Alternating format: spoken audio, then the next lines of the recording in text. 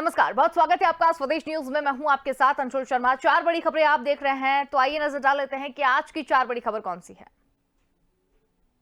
पहली बड़ी खबर की ओर रुख करेंगे, जहां पर आज दिल्ली में बीजेपी का महामंथन होगा। पीएम मोदी, अमित शाह और जेपी नड्डा से मुलाकात करेंगे सीएम योगी।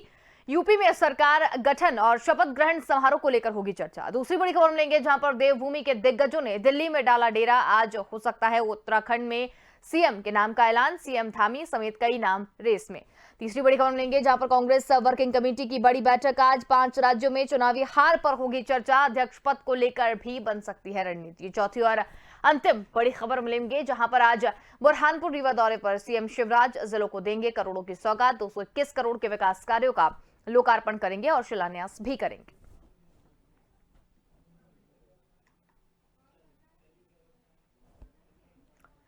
चलिए बढ़ेंगे पहली बड़ी खबर की ओर। उत्तर प्रदेश में भाजपा के लगातार दूसरी बार सत्ता में आने के कुछ दिन बाद मुख्यमंत्री योगी आदित्यनाथ आज प्रधानमंत्री नरेंद्र मोदी के साथ नए मंत्रिमंडल पर चर्चा करने के लिए दिल्ली के दौरे पर है और बैठक में राष्ट्रीय अध्यक्ष जेपी नड्डा, अमित शाह, बीएल संतोष मौजूद रहेंगे। बैठक के दौरान शपथ ग्रहण समारोह की भी तारीख पर चर्चा हो जाएगी और इसके साथ ही सूत्रों के मुताबिक बीजेपी का नया मुख्यमंत्री के लिए कैबिनेट में कई नए चेहरों पर भी विचार किया जा रहा है। योगी आदित्यनाथ के साथ ही प्रदेश अध्यक्ष रतनदेव सिंह, मंत्री सुनील बंसल, प्रदेश प्रभारी राधा मोहन सिंह भी दिल्ली दौरे पर रहेंगे। अनुमान ये लगाया जा रहा है कि भाजपा नेतृत्व ने योग्यता, जातीय और क्षेत्रीय समीकरण के आधार पर संभावित उप मुख्यमंत्री और मंत्रियों की एक बुनियादी सूची तैयार की है, क्योंकि भाजपा अपने मंत्रिमंडल में हर जाति को जगह देना चाहती है। सूत्रों की अगर माने तो अंतिम फैसला केंद्रीय नेतृत्व का होगा। उप मुख्यमंत्री पद के लिए स्वतंत्र सिंह, बेबी रानी मौर्य, ब्रजेश पाठक और केशव प्रसाद मौर्य के नामों पर चर्चा चल रही है। स्वतंत्र सिंह परिवहन मंत्री थे और इसके अलावा ये भाजपा के प्रदेश अध्यक्ष भी हैं।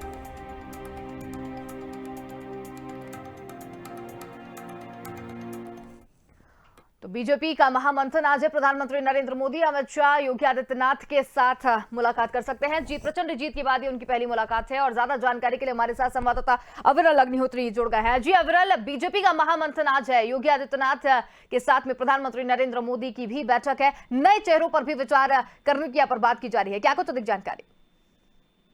जी अंशुल, देखिए जिस तरीके से उत्तर प्रदेश में 2022 के विधानसभा चुनाव में भारतीय जनता पार्टी ने बेहद बड़ी जीत हासिल की है, तो ऐसे में अब साफ तौर पर मंत्रिमंडल का विस्तार भी होगा। ऐसे में उत्तर प्रदेश के मुख्यमंत्री योगी आदित्यनाथ साफ तौर पर दिल्ली पहुंच चुके हैं और आज केंद्रीय नेतृत्व के साथ में मुलाकात होगी उनकी। आपको बता दें, देश के प्रधानमंत्री नरेंद्र मोदी, अमित शाह, बीएल संतोष, जेपी नड्डा, ये सभी लोग उस मीटिंग में मौजूद रहेंगे। साथ ही साथ मैं आपको बता दूं कि नए मंत्रिमंडल विस्तार पर भी बेहद विस्तार से चर्चा होगी। जिस तरीके से आप ये समझिए, उत्तर प्रदेश के 2022 के विधानसभा चुनाव में दोबारा फिर से जनता ने उत्तर प्रदेश के मुख्यमंत्री को दोबारा मुख्यमंत्री बनाया है और प्रदेश की जिम्मेदारी सौंपी है।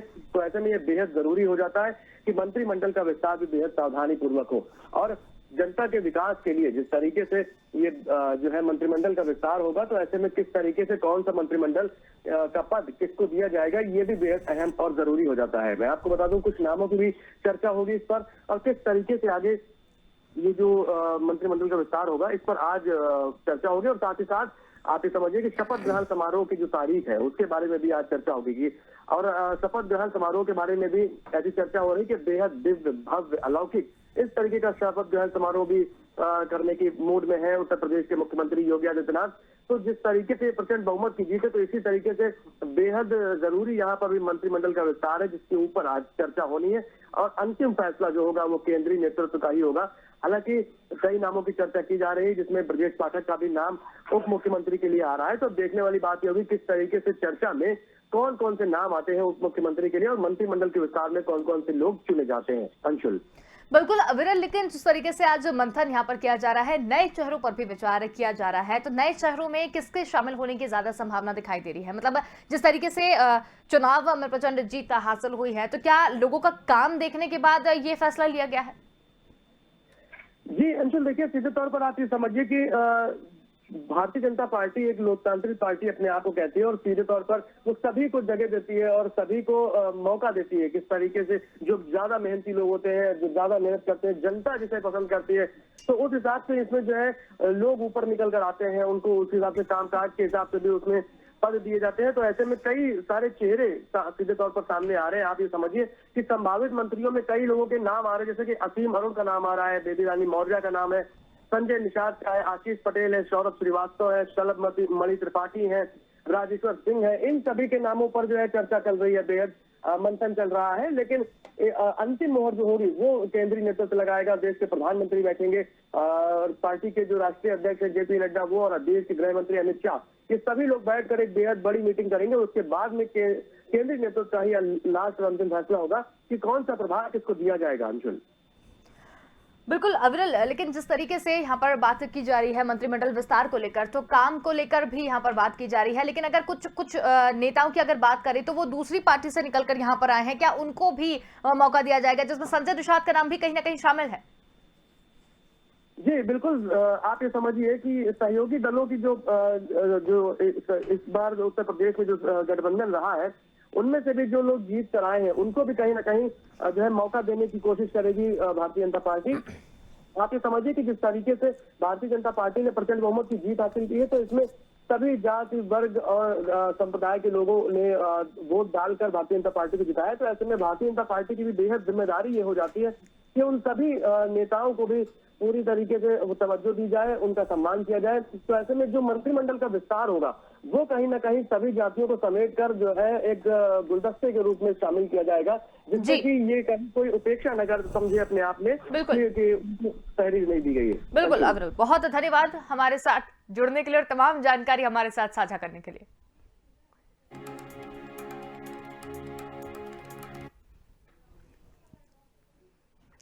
चलिए एक और बड़ी खबर की ओर रुख करेंगे, जहां पर देवभूमि उत्तराखंड में मुख्यमंत्री के नाम को लेकर बीजेपी के दिग्गजों ने दिल्ली में डेरा डाल लिया है।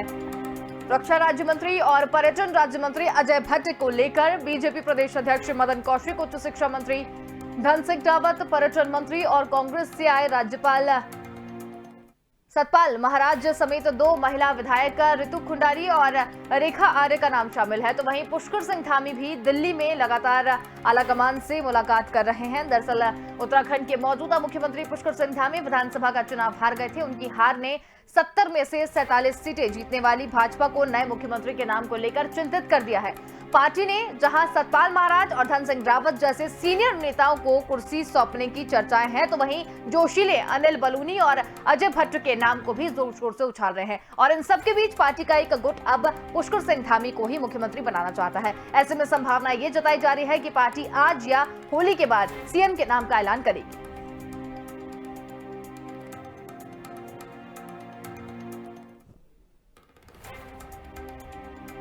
तो ये बड़ी खबर आपको बता रहे हैं, इस वक्त की बड़ी खबर आपको बता रहे हैं। तो कौन होगा पहाड़ का प्रधान, इस पर हम बातचीत करेंगे। बीजेपी दिग्गजों ने दिल्ली में डेरा डाल लिया है और कई नामों पर विचार विमर्श लगातार जारी है। पुष्कर सिंह धामी भी दिल्ली में मौजूद है।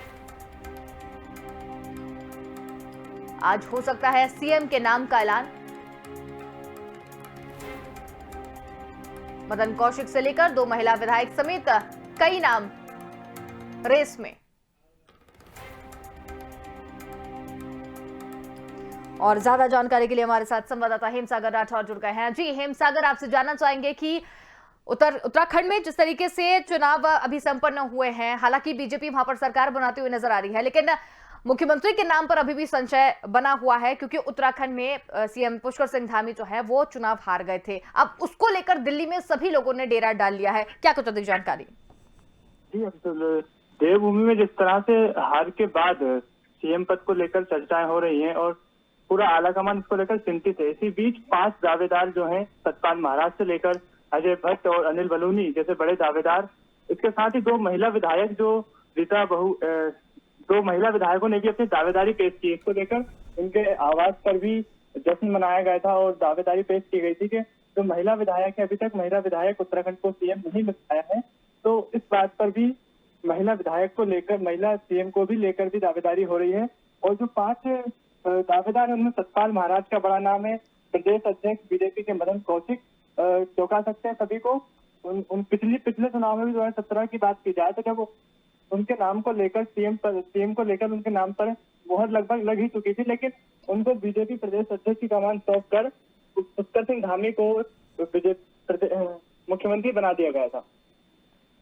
बिल्कुल हिमसागर, लेकिन जिस तरीके से अब ये माना जा रहा है कि दोबारा से कमान जो है वो पुष्कर सिंह धामी को ही दी जा सकती है, और इसके लिए पंजाब में पिछली बार जो चुनाव हुए थे उसमें ममता बनर्जी भी अपनी सीट से चुनाव हार गई थी और उसके बाद वापस सीएम वही रही, तो ये उदाहरण भी यहाँ पर दिया जा रहा है, तो क्या ये कारगर सिद्ध साबित होगा? रक्षा मंत्री राजनाथ सिंह के बहुत करीबी रहे हैं पुष्कर सिंह धामी, और 2012 में जब इनको बीजेपी के भारतीय जनता युवा मोर्चा के प्रदेश अध्यक्ष की कमान सौंपी गई थी, उसके बाद से ये चर्चा में आए थे और युवा नेता रहे हैं। पुष्कर सिंह धामी बहुत ही ईमानदार छवि वाले, अपने राज्य में दमखम रखते हैं। इनके चेहरे पर अभी चुनाव लड़ा गया, हालांकि ये हार गए, लेकिन 70 सीटों में 47 सीटें इनके नाम पर ही आई हैं देवभूमि में, जिसको लेकर लगातार ये जो बीजेपी के आधे विधायक हैं वो यही मान रहे हैं, जो बीजेपी का एक गुट बन गया है वो यही कह रहे हैं कि सीएम धामी को ही मुख्यमंत्री बनाया जाए। कई विधायक इनको लेकर अपनी सीट भी छोड़ रहे हैं। चलिए हिमसागर, बहुत धन्यवाद हमारे साथ में जुड़ने के लिए और तमाम जानकारी हमारे साथ साझा करने के लिए। बड़ी खबर आपको बता रहे हैं, देवभूमि में कौन प्रधान होगा इस पर लगातार चर्चा जारी है। सभी दिग्गजों ने दिल्ली में डेरा डाल लिया है। और चलिए बढ़ेंगे अब अगली बड़ी खबर की ओर। 5 राज्यों के विधानसभा चुनाव में करारी शिकस्त का सामना करने के बाद आज कांग्रेस कार्य समिति की बैठक होगी और इस बैठक में हार के कारणों की समीक्षा करने के लिए और आगे की रणनीति पर चर्चा की जाएगी। और इस बीच सूत्रों के मुताबिक कांग्रेस के आलाकमान इस्तीफे की पेशकश कर सकते हैं, लेकिन शनिवार को ही पार्टी ने उन खबरों का खंडन कर दिया जिसमें ये कहा गया था कि गांधी परिवार के सदस्य सभी संगठनात्मक पदों से इस्तीफा दे देंगे। सूत्रों की अगर माने तो कांग्रेस अध्यक्ष सोनिया गांधी आज शाम 4 बजे यहां पर पार्टी मुख्यालय में कांग्रेस के शीर्ष नीति निर्धारक इकाई CWC की बैठक की अध्यक्षता करेंगी। हर जगह पर हाथ पर महामंथन आज किया जाएगा। करारी हार से परेशान है कांग्रेस आलाकमान। पिछले दिनों G23 नेताओं ने लखनऊ में मीटिंग भी की थी। कांग्रेस वर्किंग कमेटी की एक बड़ी बैठक आज है जिसकी अध्यक्षता सोनिया गांधी करेंगे। 5 राज्यों में चुनाव हार पर चर्चा यहां पर की जाएगी। किन कारणों से जमीन खोती हुई नजर आ रही है कांग्रेस, उस पर बातचीत की जाएगी। करारी हार के बाद कांग्रेस लगातार परेशान है और अगर मध्य प्रदेश की बात करें तो 2023 में विधानसभा चुनाव होने हैं, उसको लेकर भी कांग्रेस को चिंता सता रही है। बड़ी खबर आपको बता रहे हैं इस वक्त की बड़ी खबर आपको बता रहे हैं। 5 राज्यों में चुनावी हार के बाद कांग्रेस अब चर्चा करने जा रही है। अध्यक्ष पद को लेकर भी रणनीति बन सकती है और कई जगह पर अटकलें ये भी लगाई जा रही थी कि कई जो दिग्गज हैं वो इस्तीफा भी दे सकते हैं पद से। ज्यादा जानकारी के लिए हमारे साथ विशेष संवाददाता कमलेश चौबे जुड़ गए हैं। जी कमलेश जी, अपनी करारी हार को लेकर कांग्रेस लगातार परेशान नजर आ रही है, जिसके लिए आज CWC की बैठक भी यहां पर जारी की गई है, जिसमें ये इन पर चर्चा की जाएगी कि किन कारणों से कांग्रेस अपनी जमीन खोती जा रही है। तो क्या कारण बताए जा रहे हैं इनके? अंशुल, कांग्रेस में लगातार मंथन का दौर चल रहा है। आपने देखा होगा कि पिछले दिनों जब चुनाव हुए असम, पश्चिम बंगाल, पुडुचेरी, केरल और तमिलनाडु के, उसमें भी जब कांग्रेस की करारी हार हुई तो कांग्रेस के नेताओं का जो वर्ग था G23 एक फोरम बना रखा है। उसमें गुलाम नबी आजाद, अनुपम शर्मा, मनीष तिवारी जैसे तमाम बड़े नेता हैं। उन नेताओं ने कहा कि कांग्रेस को अब विचार करने की जरूरत है कि आखिर पार्टी अपना जनभार क्यों खोती जा रही है, और ये कहा गया कि नेतृत्व परिवर्तन की जरूरत है। इसके बाद सोनिया गांधी इस्तीफे तक के लिए तैयार हो गई। उनका ये कहना था कि अगर सीधे सीधे आरोप गांधी परिवार पर है, नेतृत्व पर है, तो वो पद छोड़ने के लिए तैयार है।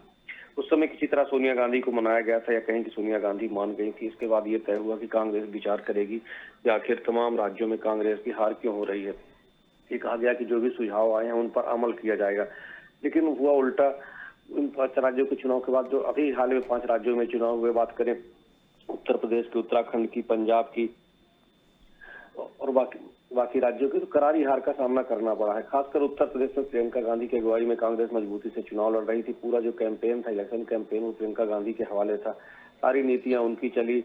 40% महिलाओं को टिकट समेत तमाम जो मुद्दे तय करने थे प्रियंका गांधी को तय करने थे। हाथरस का रेप कांड रहा हो, उन्नाव रेप कांड रहा हो, इन तमाम मसलों को लेकर प्रियंका गांधी ने जोर शोर से उठाया। राहुल गांधी, प्रियंका गांधी दोनों मैदान में उतरे, लेकिन परिणाम आपने देखा कि कांग्रेस के अधिकांश उम्मीदवारों की जमानत जब्त हो गई। मात्र 2 सीटें कांग्रेस जीत पाई है।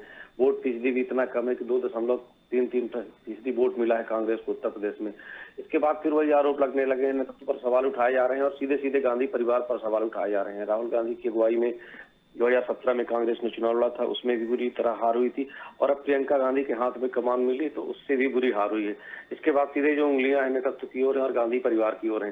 कहा जा रहा था कि आज सोनिया गांधी, प्रियंका गांधी और राहुल गांधी तीनों इस्तीफा दे सकते हैं, लेकिन जो रणदीप सुरजेवाला है कांग्रेस के प्रवक्ता, उन्होंने इस बात से इनकार किया है। कहा है कि ये लोग अफवाह फैला रहे हैं, ऐसा कुछ नहीं होगा। ये माना भी जा रहा है कि सोनिया हो चाहे राहुल गांधी और प्रियंका गांधी इस्तीफा तो नहीं देंगे, लेकिन पार्टी में इनके खिलाफ आवाज मुखर हो सकती है। कल ही G23 के नेताओं की बैठक हुई है, उसमें कपिल सिब्बल, आनंद शर्मा, मनीष तिवारी जैसे तमाम नेता थे और उन्होंने अपनी रणनीति तय की है। गुलाम नबी आजाद पहले से नाराज चल रहे हैं, तो आज जो CWC की बैठक है उसमें तय माना जा रहा है कि कांग्रेस नेतृत्व को लेकर सवाल उठेंगे। हालांकि बैठक और दूसरे मसलों को लेकर भी हो रही है। जो बजट सत्र का दूसरा भाग है वो सोमवार से शुरू हो रहा है, उसमें सरकार के खिलाफ क्या घेराबंदी की जाए ये रणनीति तय होगी। कांग्रेस संगठन के चुनाव चल रहे हैं, दिसंबर के पहले कांग्रेस को नया राष्ट्रीय अध्यक्ष मिलना है। चुनाव प्रक्रिया पर भी चर्चा हो सकती है, लेकिन ये तय है कि जो करारी हार हुई है, पंजाब में कांग्रेस सत्ता से बाहर हो गई, उत्तराखंड में उसकी बुरी हार हुई, उत्तर प्रदेश में उसकी जमानत जब्त हो गई और मणिपुर में कोई खास प्रदर्शन नहीं कर पाई, गोवा में भी वो सत्ता से दूर रही।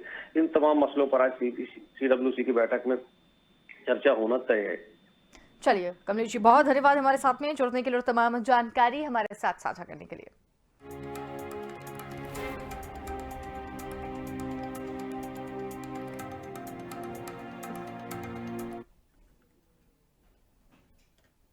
चलिए बढ़ेंगे अब अंत हम बड़ी खबर की ओर, जहां पर मध्य प्रदेश में आज सियासत का बाजार गर्म रहेगा। विधानसभा सत्र सोमवार तक स्थगित होने के कारण सीएम और मंत्री प्रदेश में कई जगह दौरे पर है। विपक्ष भी इस बीच आगामी रणनीति पर काम कर रहा है और उसके तहत आज दिल्ली में आयोजित कांग्रेस वर्किंग कमेटी की बैठक में PCC चीफ कमलनाथ शामिल हो सकते हैं। तो वहीं मुख्यमंत्री शिवराज सिंह चौहान आज बुरहानपुर और रीवा के दौरे पर रहेंगे, जहां वो करोड़ों के विकास कार्यों का लोकार्पण करेंगे। आपको बता दें कि मुख्यमंत्री शिवराज सिंह चौहान जहां पर 221 करोड़ के विकास कार्यों का लोकार्पण और शिलान्यास करेंगे, तो वहीं आज केंद्रीय मंत्री ज्योतिरादित्य सिंधिया इंदौर को एक नई फ्लाइट की सौगात देंगे। बता दें कि इंदौर बूंदी हैदराबाद में एक नई फ्लाइट की शुभारंभ भी वो आज करने वाले हैं। तो बड़ी खबर आपको बता रहे हैं, MP में सियासत का दौर शुरू हो गया है। नई फ्लाइट की शुरुआत भी की जा रही है, इंदौर को नई फ्लाइट मिलेगी। इसके साथ ही कई विकास कार्यों की सौगात भी की जाएगी।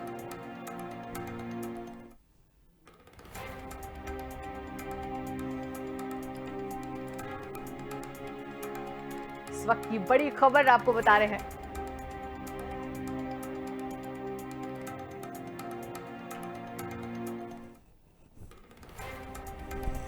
और इस वक्त की बड़ी खबर आपको बता रहे हैं, तो MP में सियासत का बाजार गर्म हो चुका है। आज मिनी मुंबई को एक बड़ी सौगात मिलती हुई नजर आ रही है। और ज्यादा जानकारी के लिए हमारे साथ संवाददाता विवेक राणा जुड़ गए हैं। जी विवेक, मध्य प्रदेश में सियासत का दौर गर्म हो गया है, क्या कुछ जानकारी?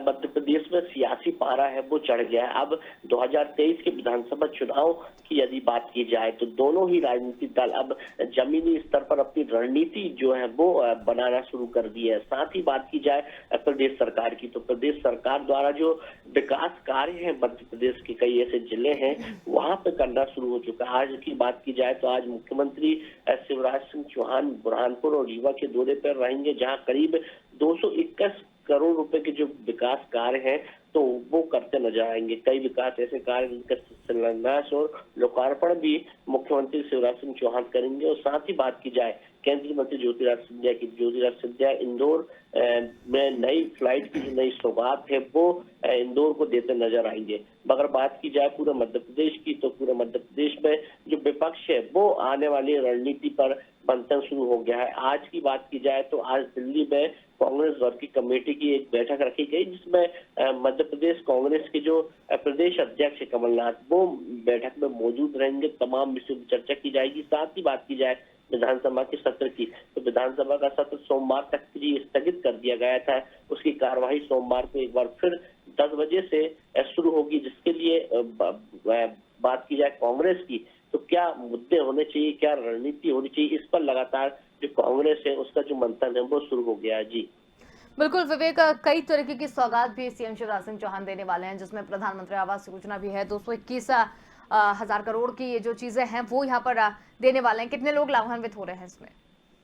असल बात की जाए पूरे मध्य प्रदेश की, तो जिस प्रकार से ये मुख्यमंत्री शिवराज सिंह चौहान का जो कार्यक्रम है, जिसमें करीब 221 करोड़ रुपए के जो विकास कार्य हैं वो किए जाएंगे, जिससे कई ऐसे हितग्राही हैं मध्य प्रदेश के, लाखों हितग्राही हैं, जिसका कहीं ना कहीं उनको फायदा मिलेगा प्रदेश सरकार की योजना का। क्योंकि बीते कुछ दिनों की बात की जाए तो बीते कुछ दिनों में लगातार प्रदेश सरकार द्वारा जो हितग्राही है, जो मध्य प्रदेश की जो ऐसे आम जनता, उनको कहीं ना कहीं प्रधानमंत्री आवास योजना की बात की जाए या बात की जाए अन्य योजनाओं की बात की जाए, तो प्रदेश सरकार लगातार लोगों को सही सौगात दे रही है, जिससे जो लोग हैं उनका कहीं ना कहीं भला हो पाए। साथ ही बात की जाए रोजगार की, तो रोजगार के लिए मुख्यमंत्री शिवराज सिंह चौहान भी लगे हुए हैं, जिसमें जो नए जो युवा है उनको किस प्रकार से रोजगार मिले, जिसके लिए मंत्री समूह बनाया गया और लगातार जो बैठक है वो देखने को मिल रही है। बैठक भी जारी है। मगर बात की जाए विधानसभा के सत्र की, तो विधानसभा के सत्र में जिस प्रकार से बजट पेश किया गया है उसमें खासतौर पे जो युवा वर्ग है उस पर कहीं ना कहीं जो फोकस है वो देखने को मिला है। और बाकी बात की जाए मुख्यमंत्री शिवराज सिंह चौहान की, तो मुख्यमंत्री शिवराज सिंह चौहान यानी कुछ मिनट बाद यानी 10:30 बजे आपको बता दूं वीडियो कॉन्फ्रेंसिंग के माध्यम से केंद्रीय मंत्री ज्योतिरादित्य सिंधिया का जो कार्यक्रम है उस पर वर्चुअल जुड़ेंगे और उसके बाद 11 बजे बुरहानपुर के लिए रवाना हो जाएंगे। जी चलिए, बहुत धन्यवाद विवेक हमारे साथ में जुड़ने के लिए और तमाम जानकारी हमारे साथ साझा करने के लिए। बड़ी खबर आपको बता रहे हैं, एमपी में सियासत गर्मा गई है। केंद्रीय मंत्री सिंधिया आज नई फ्लाइट्स का उद्घाटन करेंगे। आज बुरहानपुर रीवा दौरे पर भी रहेंगे सीएम शिवराज सिंह चौहान।